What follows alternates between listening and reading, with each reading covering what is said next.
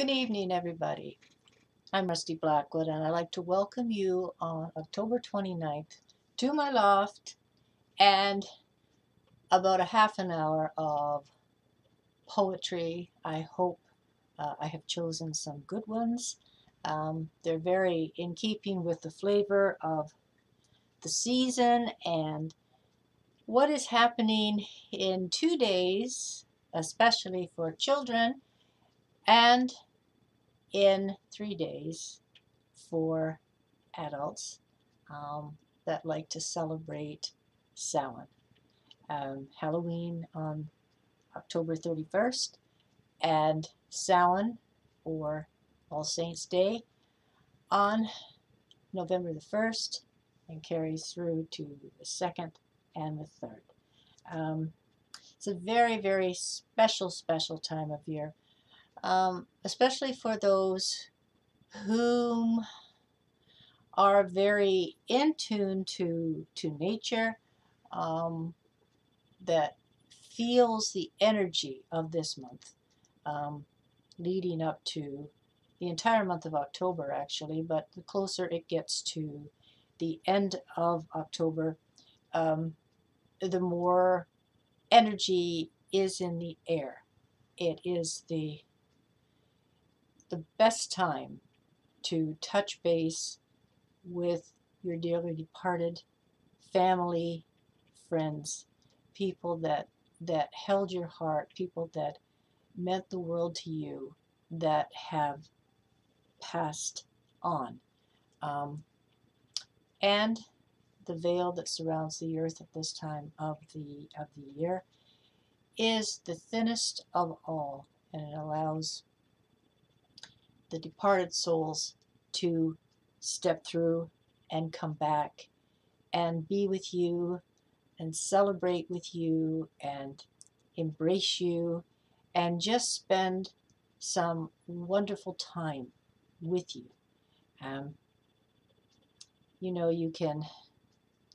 You can celebrate it however you like. For me, I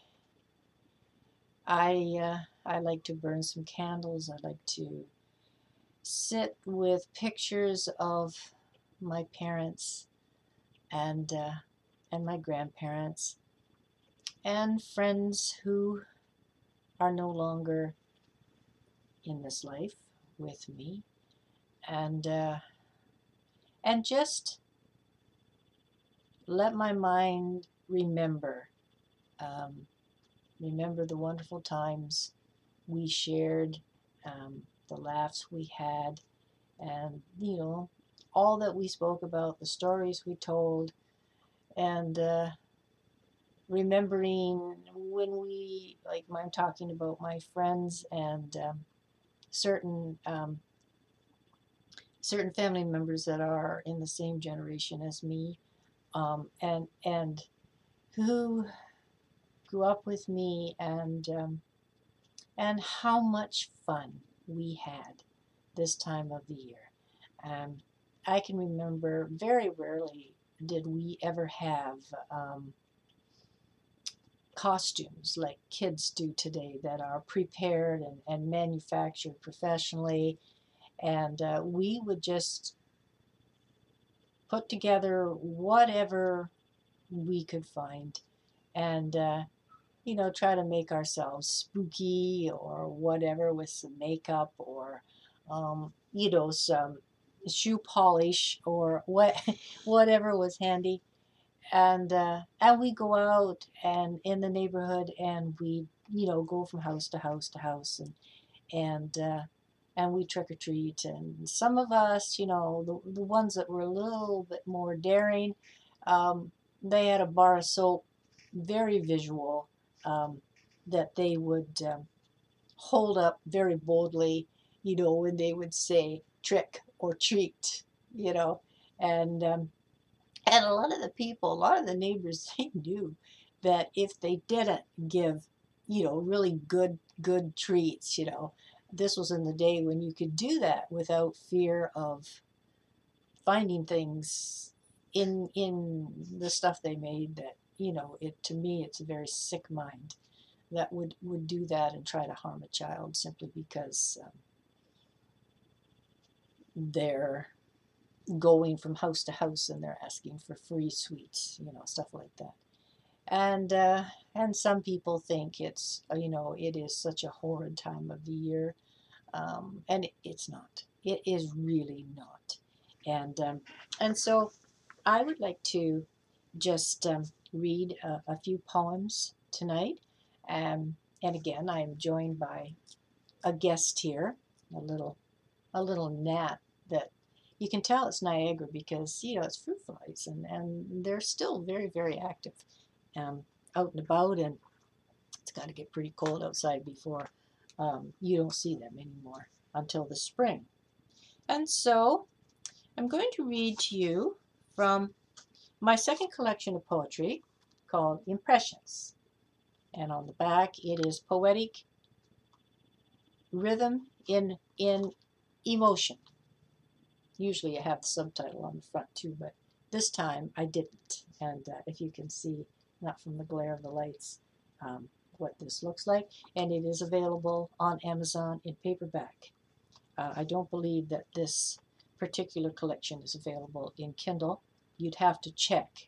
It's been a while since I've been there to check on this, but it is available in paperback and very reasonably priced, so you don't have to be afraid to go and check it out if you're interested.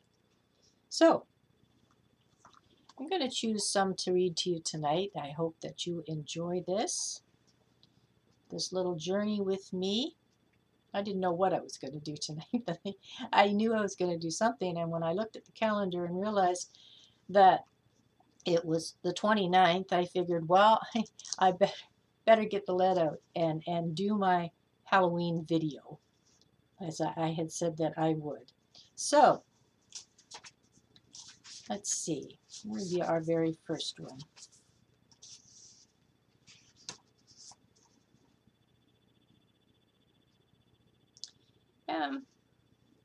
This one is not scary. It's just the way I was feeling when I wrote this. I wrote this in 2002, and the footnote at the bottom says, I wrote this poem on a late spring evening in 2002.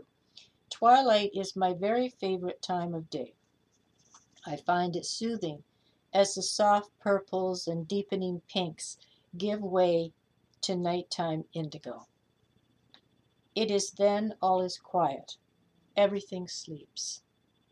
All is at peace. And the title of the poem is Beyond the Moon. The moon shines bright on this clear spring night. It fills me with peace, sometimes with fright, to wander beyond its beauty and grace and lose yourself without a trace. Would anyone care or look for you? Maybe not. Then again, they might. Their eyes may search deep in the night. They'd call for you. They'd hold a light. Would you walk toward or turn away? Or wait to smile another day? If the light casts bright its warmth for you, I ask you, friend, what would you do? Moonlight shines upon the trees whose leaves again unfurl, their softness with velvet feel, their beauty yet untouched. They speak to me and whisper low of smiles that yet will be, but also hold their arms above and let me just be me. What would you feel when the moon shines whole, so round, pale, so white? Does it bring a smile to a saddened face, or fill you full of fright? For me, it casts a glow so warm upon my face so still. I lay upon its circled edge, it holds me as it turns, to carry me through darkened nights as birds sit still and sleep. When morning comes, it smiles at me, then holds his face to weep. So take from that what happened. And it is an entirely different season. It is the opposite of where we are now. And this one I wrote in 2005. And the footnote says, when a long-time relationship comes apart, it's not only the union that gets ripped apart, it's the two involved. And the road to recovery can take as long to heal as the relationship was long. And the title is Torn and Tattered. The wind, it blows so cold and fast to destroy all in its path, and blow away the rot and stench that gathers deep within life's trench. The rain, it falls in buckets deep to drench all that's within its reach, and drowns all that cannot swim strong, their voices hushed in haunting song. The branches snap and fall away, their cries are heard from far away, yet no one cares nor stops to listen. But they cannot, they're cut to ribbons. And I am here beneath it all, as I try my best to survive the fall. While trees crash down on broken matter, I lie beneath, all torn and tattered.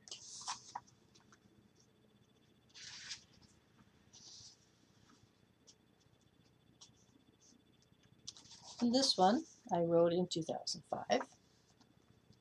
The footnote states, I put these footnotes at the bottom of a lot of my poetry because I like to give a little bit of an explanation of why I wrote this particular poem and what inspired me to write it. And so it helps, I think, the reader or the recipient of a reading to understand a little better where the author's mind is when you write it, what you may be thinking or feeling, and the way you are trying to express it. So I hope that you enjoy Vengeance from Within. The night is dark as rain beats down upon the cold, black, trodden ground. Its chatter pounds upon the roof. Its voice is clear, but still aloof. The sky above has cast it down, like vengeance from within let loose. And gates tear open, letting forth a hidden army's driving force. Floods quickly rise with currents fast to steal your breath while life speeds past. But still you try to stay afloat as water fills your lungs and throat. You try, you cry, you scream in vain for help to come and ease your pain. But it all gives way to horrid fright as you sink into the cold, dark night.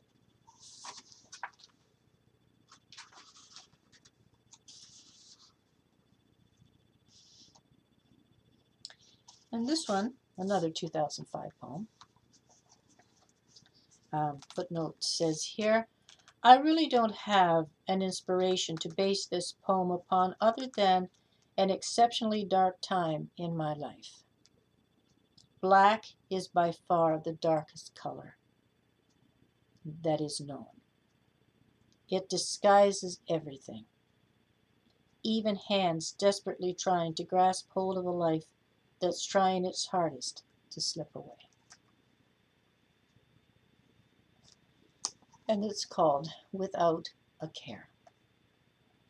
She is there, though winds blow with rage below the cloud-covered sky, as rain emits like teardrops from red and swollen eyes. Her energy is not denied nor thrown to the wind in haste. And bitterness within her mouth is not a savory taste. Whip the trees, strip them bare, and let them bleed without a care. Just like a rotten corpse can't see through eyes now gone with rivers long, and full of tears that sing no song. Can't you feel it? Did you not see her leave when you came inside the open doors, hiding in disguise within themselves? Where were there, were you there to see her death begin, when scarlet blood dripped from her chin? As she fell, she screamed with agony now caught in rafters high above. Yet were you there when she screamed goodbye to life, her very love? And her rotten stench might fill your senses until they overflow. Still in the end, she's truly gone, but only death will know.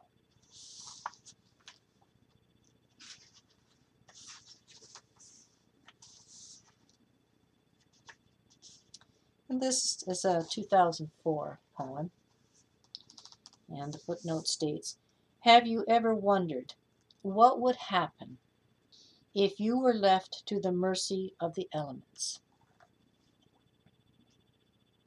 Would they be kind, gentle, caress you like a baby, or would they abuse, burn, tear until you've rotted? Might not be the nicest vision, but it does make food for thought. Such were my thoughts when I wrote this. Tears of Scarlet. Time is now, left over from before. It cares not where it's been, nor where it goes. Like leaves that grow, flourish, then wither, their brilliant hues lost with decay of time. Wind blows gentle, barely there, yet gusts of strength rip forests wide, as mighty oak stands fast against the thrust, though fall they must, and they will as time steals life. Rock is hard, its dense blood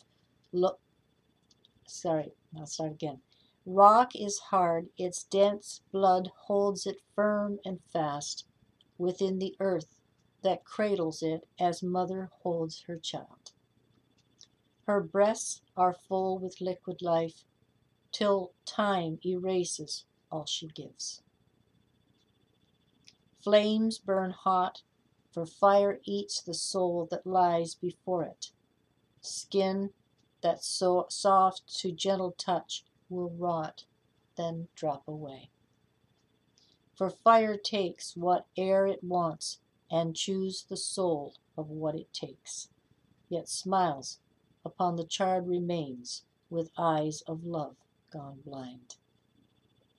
Time, wind, rock, and fire take within its black desire to rot, to touch, to love, to lust, while death stands watch and waits its turn. Then chooses well and does its will, as time is lost for death is clear. So I wait and watch with eyes that cry tears of scarlet. As time steals away what life remains before them, my breath grows hot, for fire burns within my soul of ash, and rotted flesh on blackened bones is all that's left for wind to spread.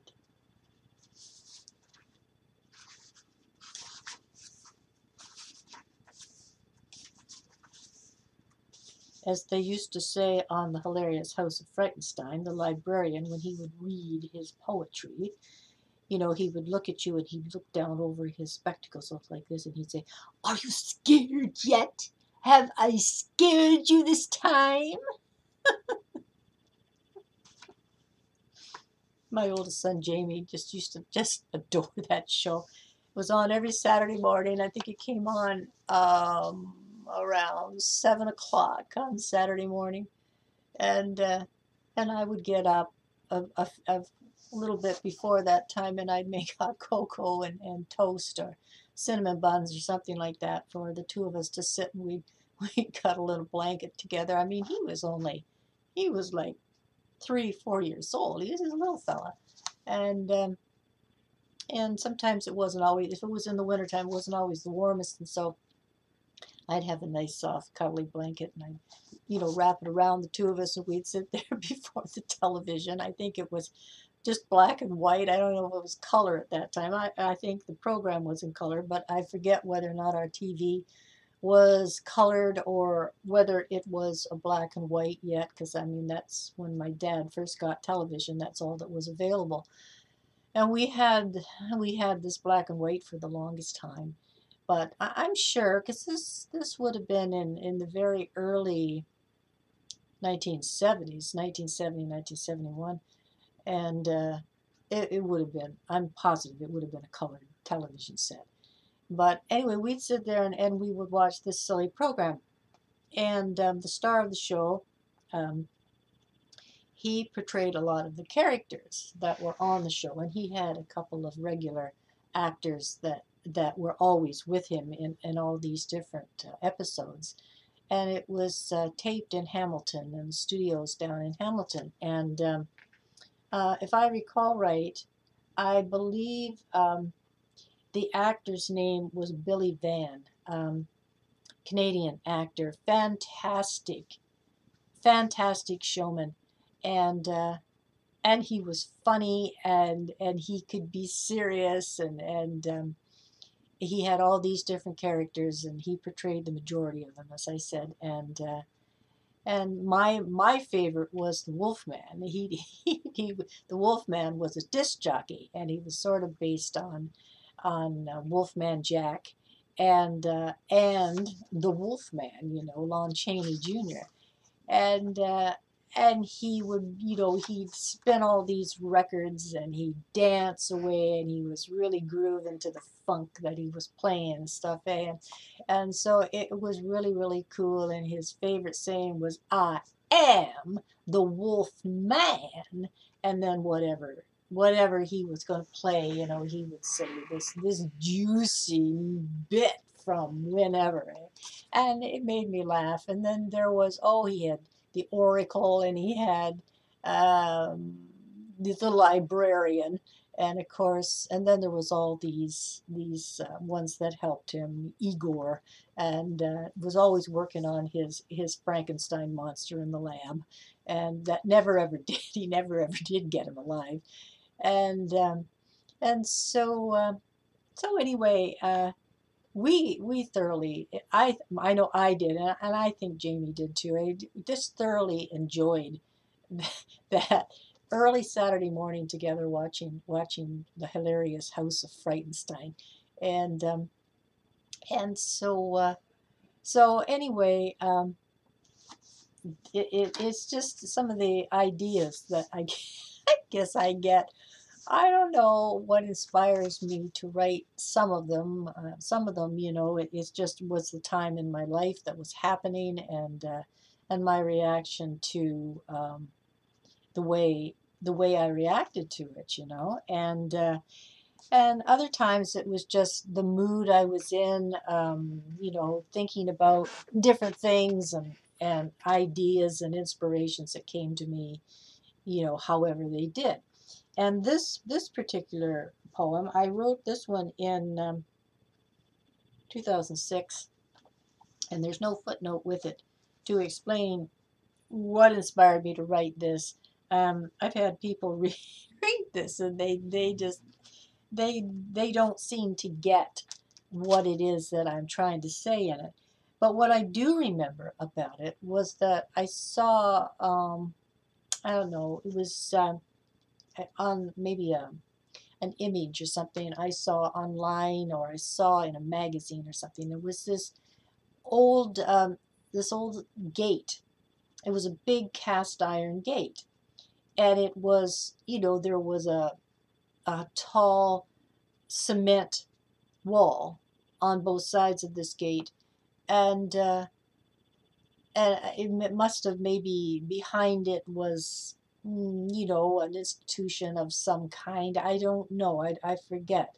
But I remember these gates, and they were painted green, like a kind of a slimy moss green.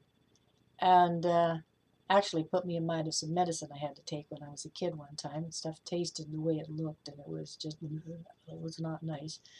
And but I wondered, when I kept looking at these gates, I kept thinking to myself, I wonder what's behind them. What is it keeping either shut in or trying to keep out? And so the more I thought about it, I just let my imagination go with take me where it wanted to take me. And this is what I came up with. It's called Iron Gate of Green. And you see what you take from it. Down the overgrown path he shuffles, with collar drawn high against the wind. No one knows what he's trying to hide beneath his cloak so thin. His head hangs low, with scraggly hair peering from beneath a wide-brimmed hat of black. He moves with intended calculation of a long-kept secret hidden in his empty sack. His steps increase as he silently sneaks until he stands before an iron gate of green. As pea soup fog entraps his feet, he stands erect, then takes a peek. What could be there that isn't in the daylight, when sunshine cleans away the stench unseen? But as it sets, the rot and slime encase again what hides beneath the iron gate of green. He reaches out with bones that once were fingers, the skin now lost from years of grasping nothing. But as they touch the surface cold, his fingers shake from fear which comes from hunting. The iron gate of green stands fast. It does not move nor relent for anyone. Yet when his bony digits slide the length of bars before him, the bolt creaks long and moans aloud as it opens wide to nothing. He stands in awe, with eyes aglow, and laughs escape his throat. For all this time the keeper thought he was nothing but a ghost. But as he lunges through the gate, the iron closes firm, to lock him tight in wordless fright where stomachs start to churn. He screams aloud with all his might, though they will not be heard. Just like the ones who went before, now lost without a word. And just like them, he'll dwell within and live although unseen, while people stop to ponder at the iron gate of green. So there's one for you to think about. And this one, of course, really doesn't need explanation, but my footnote states this. I wrote this in 2002. To me, Halloween is a most wondrous time of year, and although the night is for children to act out their wildest imagination, the night is filled with magic beyond belief for those who are truly connected with those who have gone before. Enjoy. Halloween night. Halloween has come once more with happy children at the door, as witches Ghosts and goblins too take flight in skies of darkest blue. The trees stand bare, their job is done, now it's time to have some fun. As costumed children run and meet, leaves swirl and crunch beneath their feet. The sky grows black as bats fly free, and spiders spin their webs with glee, with hopes that soon a tasty treat entwines itself and tastes so sweet. Ghosts and demons praise the season, dancing, singing, spirits ringing, while shadows lurk in corners where you dare to tread nor linger there. Candles burn with flickering wicks, while creatures crawl in fog so thick. They stare, lurk, and make a wish that you'll come near with eyes that peer.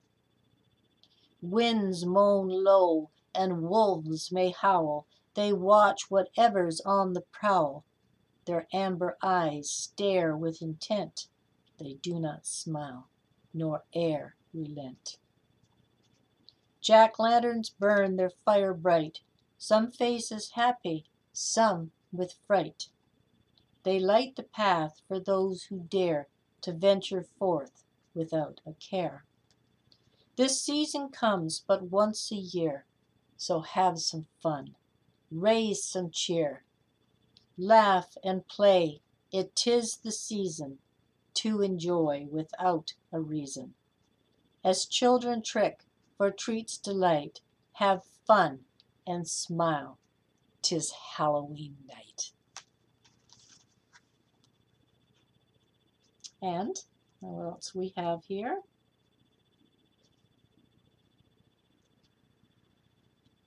I will find something else here.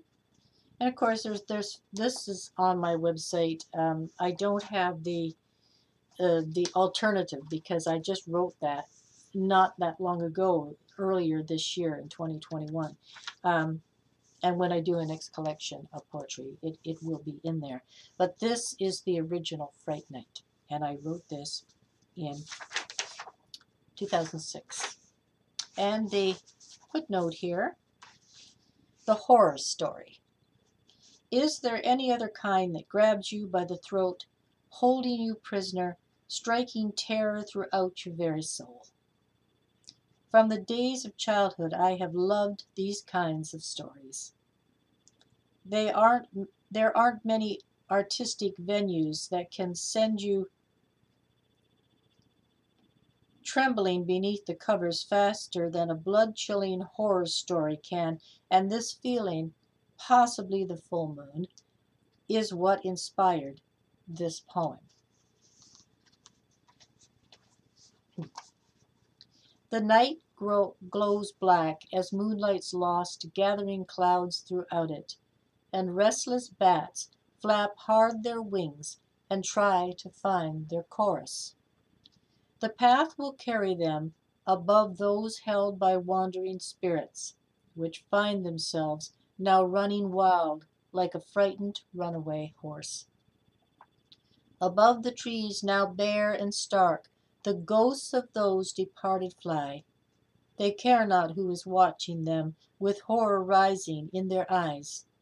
With screams now heard as bats sweep low above the terror-stricken lot, the spirits laugh as gusts of wind blow them forth and save them not. A long and gruesome howl's heard, piercing through the night, and with it comes the terror of what soon will be in sight. The hairy beast will show itself in all its raging glory, and soon you'll find that you are trapped within a horror story. You try to run with feet that are cemented to the ground, and all the while your ears are filled with unrelenting sound.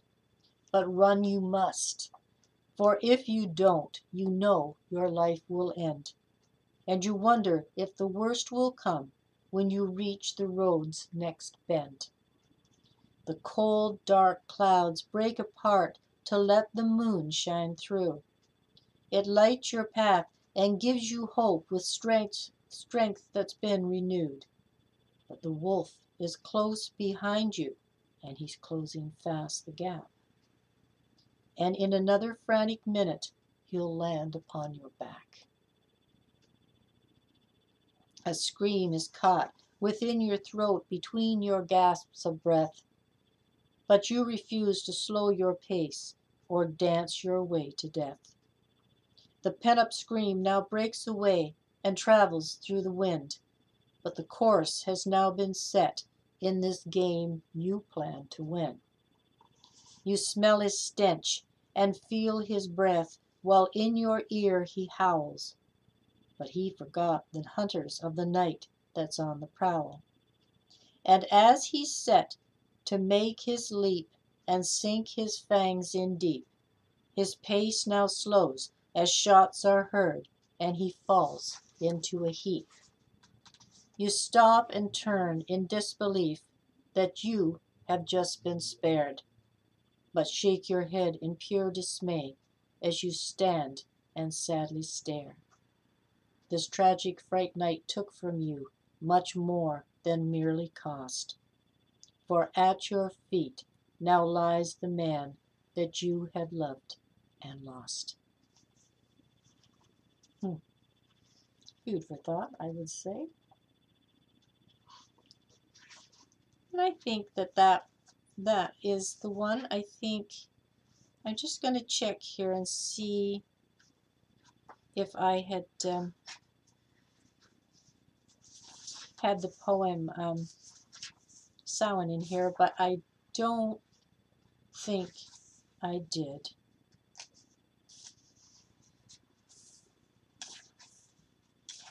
No, I don't have it in here. So with that, I think I'm going to end. We're just over 37 minutes here. And as I said in other videos prior, that I don't like to make them too long because they take too long to upload. And oftentimes people, if it's too long in time, you know, they don't stick around, they don't hang around. And the whole idea is to have people stick around and enjoy what it is that they are hearing and watching.